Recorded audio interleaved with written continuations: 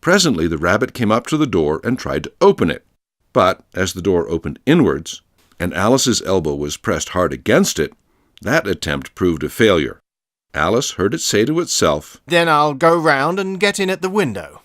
"That you won't," thought Alice, and after waiting till she fancied she heard the rabbit just under the window, she suddenly spread out her hand and made a snatch in the air.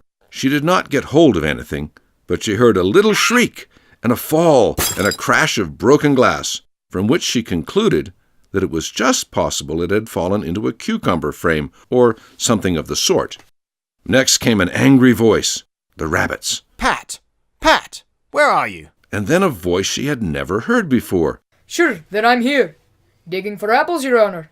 "Digging for apples indeed," said the rabbit angrily. "Here, come and help me out of this." Sounds of more broken glass. "Now tell me, Pat, what's that in the window?" "Sure, it's an arm, Your Honor." He pronounced it autumn. "An arm, you goose? Whoever saw one that size? Why, it fills the whole window."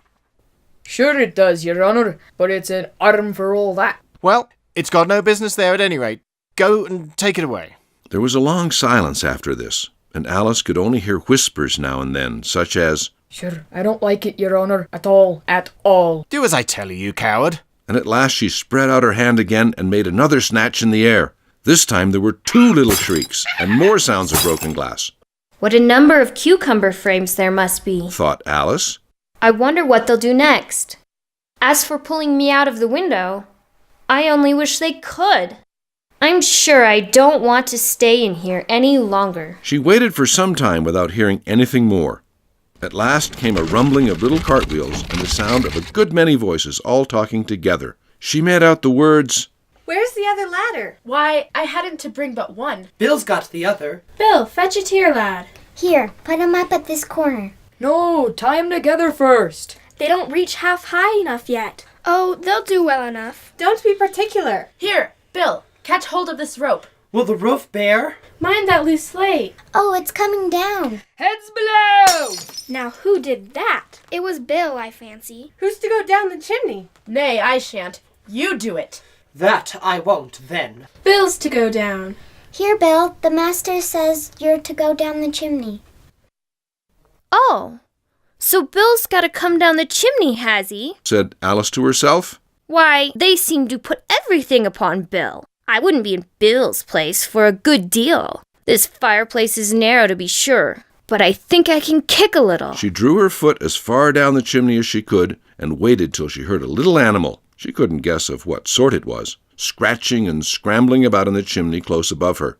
Then, saying to herself, "This is Bill," she gave one sharp kick and waited to see what would happen next. The first thing she heard was a general chorus of, "There goes Bill!" Then the rabbit's voice along, "Catch him, you by the hedge." then silence, then another confusion of voices. "Hold up his head!" "Brandy now." Don't choke him. "How was it, old fellow?" What happened to you? Tell us all about it. Last came a little feeble, squeaking voice. "That's Bill," thought Alice. Well, I hardly know. No more, thank ye. I'm better now, but I'm a deal too flustered to tell you. All I know is something comes at me like a jack-in-the-box and up I goes like a skyrocket. So you did, old fellow, said the others. "We must burn the house down," said the rabbit's voice, and Alice called out as loud as she could. "If you do, I'll set Dinah at you." There was a dead silence instantly, and Alice thought to herself, "I wonder what they will do next. If they had any sense, they'd take the roof off.